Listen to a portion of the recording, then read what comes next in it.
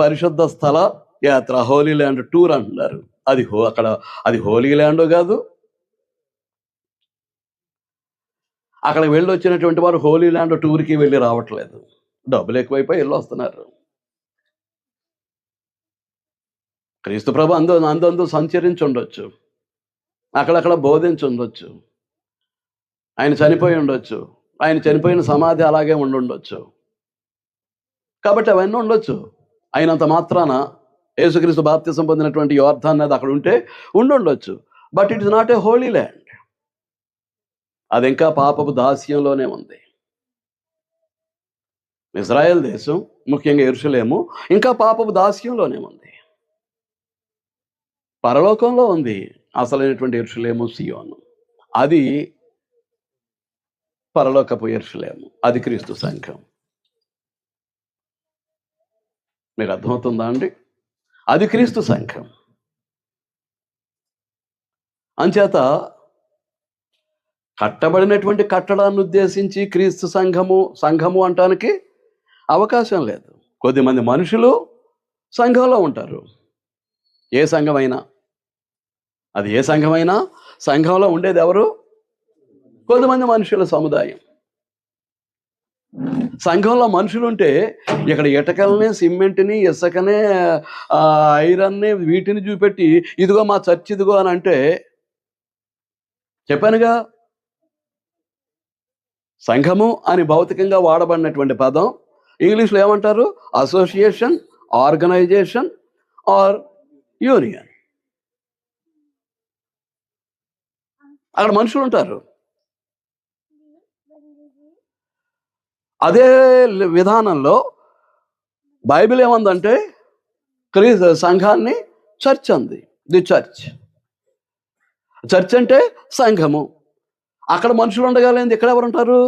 ఇటుకల, ఇసుక, సిమెంట, ఐరన్.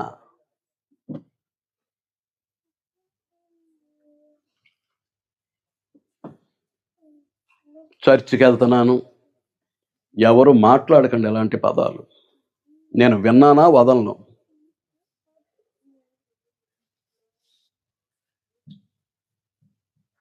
ఎక్కడున్నారు? చర్చిలో ఉన్నారు. ఏది చర్చ్?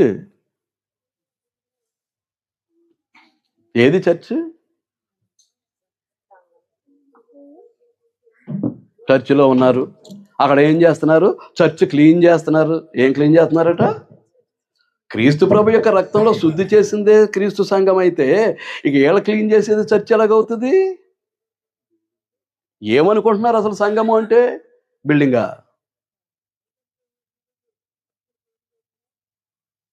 ఏమనుకుంటున్నారు? అలవాకగా కూడా పదం రాకూడదండి నోట్లోంచి. దైవజ్ఞాన అభ్యాసం చేసిన తర్వాత అనుకోకుండా వచ్చేసింది బ్రదరు అనేటటువంటి సమాధానం కూడా నా చెవిని పడకూడదు. ఆచితూచి మాట్లాడాలి. దైవజ్ఞానం.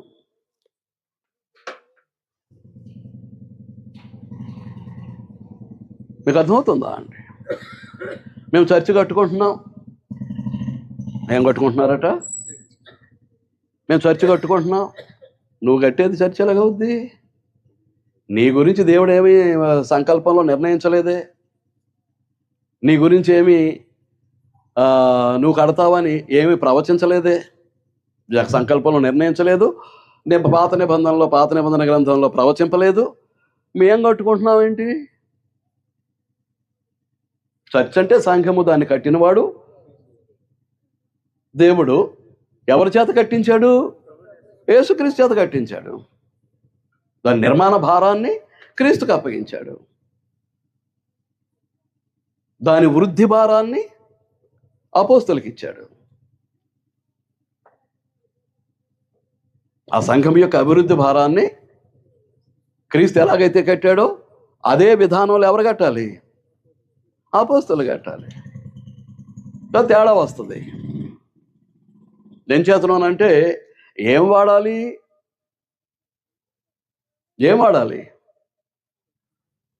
దేవుడే చెక్కుకున్నటువంటి మూలరాయి ఉంది. ఆ మూలరాయి ప్రభు అయినటువంటి యేసుక్రీస్తు. ఆ స్వరూపము, ఆ స్వభావము, స్వరూపము ఏర్పడినటువంటి పరిశుద్ధ, నీతియుక్త సహోదరి సహోదరులతోటి ఆ ఆత్మ సంబంధమైనటువంటి మందిరం నిర్మాణం అవ్వాలి. కొన్ని ఇటుకలు, కొన్ని రాళ్ళు కట్టడానికి పనికిరావు. నేను కోరుకునేది ఏంటంటే, ఇక్కడ ఉన్న వాళ్ళు ఎవరు పనికిరాని రాయి కింద క్రీస్తు సంఘ సభ్యులుగా ఉండకూడదు. ఆ నిర్మాణంలో ఉపయోగపడేవారుగా ఉండాలి.